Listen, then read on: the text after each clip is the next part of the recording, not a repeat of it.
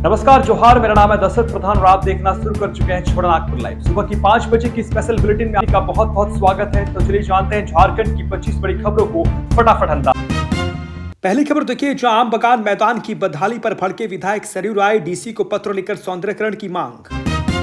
जमशेदपुर पश्चिमी के विधायक सरयू राय ने साक्षी स्थित नेताजी सुभाष चंद्र बोस आम बगान मैदान की बदहाल स्थिति पर गंभीर चिंता जताते हुए पूर्वी सिंहभूम के डीसी को पत्र लिखा है। उन्होंने कहा कि आम बगान मैदान अब कार बसों की अवैध पार्किंग, अस्थायी गैरेज और अतिक्रमण का केंद्र बन गया है। शनिवार को निरीक्षण के दौरान उन्होंने देखा कि मैदान में घुमंतु लोगों ने प्लास्टिक के घर बना लिए हैं, दुकानें खड़ी कर दी गई है और एक हिस्से में मेला लग गया है। सरयू राय ने बताया कि नेताजी की प्रतिमा का संरक्षण और सौंदर्यकरण उनकी अनुशंसा पर विधायक निधि से किया जा रहा है, पर मैदान की बदहाली ने पूरे प्रयास को प्रभावित कर दिया है। उन्होंने याद दिलाया कि 2014 से 19 के बीच जुस्को द्वारा मैदान की घेराबंदी और विकास का कार्य शुरू हुआ था, जो अधूरा रह गया। उन्होंने कहा कि यह स्थल नेताजी सुभाष चंद्र बोस की स्मृतियों से जुड़ा है और स्वतंत्रता संग्राम की धरोहर है, इसलिए मैदान का नामकरण, घेराबंदी, सौंदर्यकरण और पर्यटन योग्य विकास तत्काल जरूरी है। विधायक ने डीसी से अनुरोध किया है कि जिला प्रशासन, जमशेदपुर अनुसूचित क्षेत्र समिति और टाटा स्टील मिलकर इस मैदान को साफ सुथरा, सुरक्षित और ऐतिहासिक स्मृति स्थल के रूप में विकसित करे। निरीक्षण के दौरान कई सामाजिक कार्यकर्ता और स्थानीय लोग उनके साथ मौजूद थे। अगली खबर देखिए, जहां पाकुड़ पुलिस की बड़ी कार्रवाई, प्रतिबंधित लॉटरी और अवैध शराब के साथ 2 गिरफ्तार। पाकुड़ पुलिस ने प्रतिबंधित लॉटरी और अवैध शराब के खिलाफ बड़ी कार्रवाई करते हुए 2 लोगों को गिरफ्तार किया है। पुलिस अधीक्षक के निर्देश पर डीएसपी अजय आर्यन के नेतृत्व में एक विशेष टीम बनाई गई, जो लगातार अलग अलग इलाकों में छापेमारी कर रही थी। इसी क्रम में शनिवार को मालपहाड़ी ओपी क्षेत्र में पुलिस को अहम सफलता मिली। बहिर्ग्राम मोड़ स्थित मंतोष चाय अड्डा दुकान पर छापेमारी के दौरान दुकान मालिक मंतोष शाह के पास से बड़ी मात्रा में प्रतिबंधित लॉटरी टिकट और बियर की बोतलें बरामद की गई। पुलिस ने गॉडफादर कंपनी की 4 और किंगफिशर की 2 बियर बोतलें भी जब्त की। आरोपी को मौके पर ही गिरफ्तार कर लिया गया। टीम ने बनपाड़ा में भी अभियान चलाया, जहां पुलिस को देख एक अपाची बाइक संख्या JH168884 सवार युवक भागने लगे।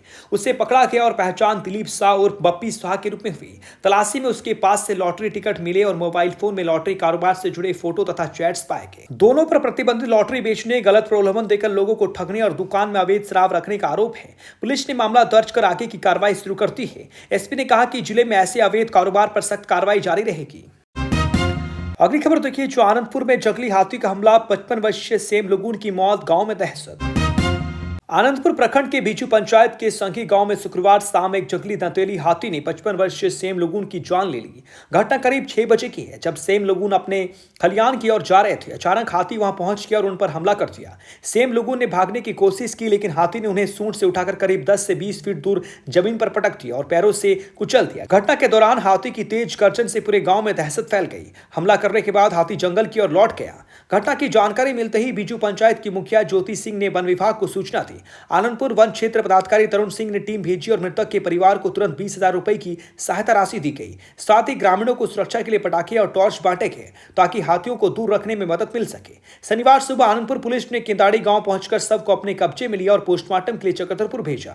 इस घटना के बाद गांव में भारी भय और तनाव का माहौल है। ग्रामीणों ने जंगल क्षेत्र में गश्त बढ़ाने और हाथियों की गतिविधियों पर नजर रखने की मांग की है।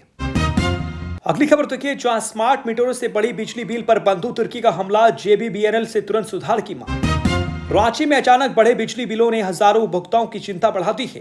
पूर्व मंत्री और कांग्रेस के कार्यकारी अध्यक्ष बंधु तुर्की ने इस मुद्दे पर गंभीर सवाल उठाते हुए झारखंड बिजली वितरण निगम लिमिटेड से तुरंत सुधारात्मक कदम उठाने की मांग की है। उन्होंने कहा कि स्मार्ट मीटरों से जुड़े गलत और अप्रत्याशित बिल लोगों के लिए आर्थिक बोझ बन गए हैं। बंधु तुर्की ने बताया कि राज्य सरकार की योजना के अनुसार घरेलू उपभोक्ताओं को 200 यूनिट तक मुफ्त बिजली मिलनी चाहिए, लेकिन इसके बावजूद कई उपभोक्ताओं के पास 60 से 80 हजार रुपए तक के बिल पहुंच रहे हैं।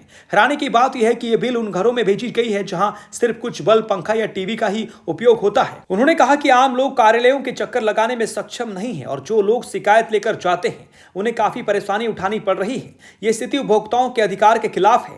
वरिष्ठ कांग्रेस नेता ने बिजली विभाग के अधिकारियों से आग्रह किया है कि सभी गलत बिलों की तत्काल जांच हो और उपभोक्ताओं को राहत दी जाए। साथ ही उन्होंने कहा कि भविष्य में ऐसी त्रुटियां ना हो, इसके लिए विभाग को सिस्टम की सख्त निगरानी करनी होगी। अगली खबर देखिए, जहां देवघर में बोले जेपी नड्डा, देश में सिर्फ बीजेपी करती है विचारधारा की राजनीति, बाकी दल वंशवाद में उलझे।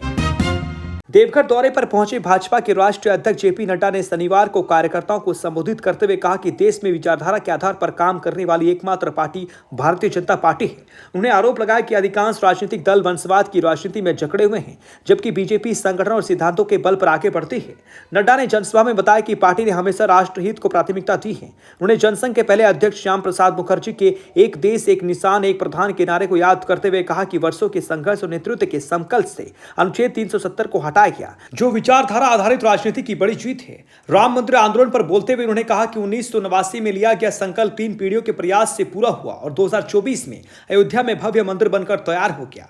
वहीं ट्रिपल तलाक खत्म करने को उन्होंने मुस्लिम महिलाओं के लिए सच्ची आजादी बताई। नड्डा ने संगठन की मजबूती का उल्लेख करते हुए कहा कि बीजेपी आज देश की सबसे बड़ी राजनीतिक शक्ति है और जल्द ही झारखंड में पार्टी भी अपना सरकार बनाएगी। देवघर पहुंचने पर उन्होंने बाबा बैद्यनाथ धाम में पूजा की और नवनिर्मित जिला भाजपा कार्यालय का उद्घाटन किया। अगली खबर देखिए, जो हजारीबाग जमीन घोटाला, एसीबी की बड़ी कार्रवाई, 6 गिरफ्तार, आईएएस विनय चौबे कनेक्शन से बड़ी हलचल।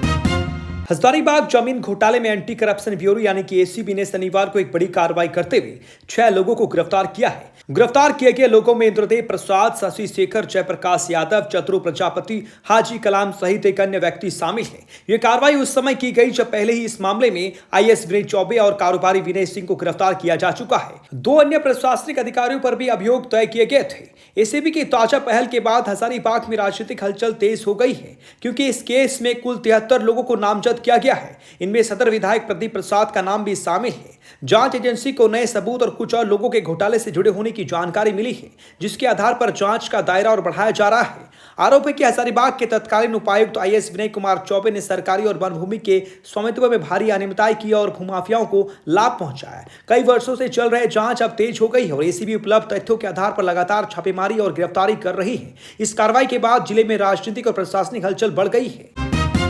अगली बड़ी खबर देखिए, जहां चतरा में पुलिस और राहुल सिंह गिरोह की मुठभेड़, एक अपराधी घायल, पिस्तौल बरामद। चतरा जिले के पीपरवार थाना क्षेत्र में देर रात पुलिस और कुख्यात अपराधी राहुल सिंह गिरोह के सदस्यों के बीच जोरदार मुठभेड़ हुई। यह मुठभेड़ कारो मैदान के पास तब शुरू हुई जब कोयला कारोबारी पर हमले की सूचना मिलने के बाद पुलिस ने इलाके में गश्त तेज कर दी थी। चतरा एसपी सुमित कुमार अग्रवाल के निर्देश पर सीमावर्ती क्षेत्र में विशेष निगरानी और वाहन जांच अभियान चलाया जा रहा था। घात लगाए बैठे अपराधियों ने अचानक पुलिस टीम पर फायरिंग कर दी, जिसके जवाब में पुलिस ने भी गोली चलाई। इस मुठभेड़ में राहुल सिंह गिरोह का सक्रिय सदस्य जुबेर अंसारी घायल हो गया।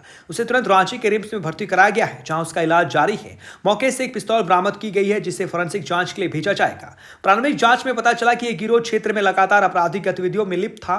पुलिस ये भी जांच कर रही है कि कोयला कारोबारी पर हमला कोई साजिश थी या पुरानी रंजिश का परिणाम। घटना के बाद पूरे इलाके में दहशत फैल गई है और सुरक्षा कड़ी कर दी गई है। एसपी ने कहा कि गिरोह के अन्य सदस्य जंगल की ओर भाग गए हैं, उन्हें जल्द ही गिरफ्तार किया जाएगा। स्थानीय लोगों से अपील की गई है कि किसी संदिग्ध गतिविधि की सूचना तुरंत पुलिस को दें। अगली खबर देखिए, जहां गोड्डा में आईआरसीटीसी जॉब रैकेट का खुलासा, मास्टरमाइंड राकेश रोशन गिरफ्तार। गोड्डा पुलिस ने आईआरसीटीसी में नौकरी दिलाने का झांसा देकर युवाओं से ठगी करने वाले गिरोह का पर्दाफाश किया है। इस मामले में गोड्डा निवासी राकेश रोशन को गिरफ्तार किया गया है। पुलिस ने 6 दिसंबर को रुपयामा गांव में छापेमारी के दौरान आरोपी को दबोचा। गिरफ्तार आरोपी के पास से कीपैड मोबाइल, आईआरसीटीसी के नाम से तैयार फर्जी चेकलिस्ट और फर्जी एग्रीमेंट से जुड़े कई दस्तावेज बरामद हुए हैं। इन कागजातों से यह स्पष्ट हुआ है कि राकेश लंबे समय से नौकरी के नाम पर लोगों को ठग रहा था। मामला तब सामने आया जब गोड्डा नगर क्षेत्र में कई लोगों ने सूचना दी कि उन्हें आईआरसीटीसी में नौकरी दिलाने का लालच देकर पैसे वसूले जा रहे हैं और एक फर्जी प्रशिक्षण केंद्र चलाया जा रहा है। सूचना मिलने पर गोड्डा नगर थाना में प्राथमिकी दर्ज की गई। इसके बाद पुलिस अधीक्षक के निर्देश पर विशेष छापेमारी दल बनाया गया और जिले भर में अभियान चलाकर आरोपी को पकड़ा गया। पुलिस पूछताछ में राकेश रोशन ने स्वीकार किया है कि वो कुछ अन्य साथियों के साथ मिलकर यह फर्जीवाड़ा कर रहा था। उसे न्यायिक हिरासत में भेजा गया है, जबकि इस रैकेट में शामिल अन्य आरोपियों की तलाश और गिरफ्तार करने के लिए छापेमारी अभियान जारी है। पुलिस ने आम जनता से अपील की है कि इस तरह के मामलों में सतर्क रहें और किसी भी संदिग्ध गतिविधि की सूचना तुरंत दें।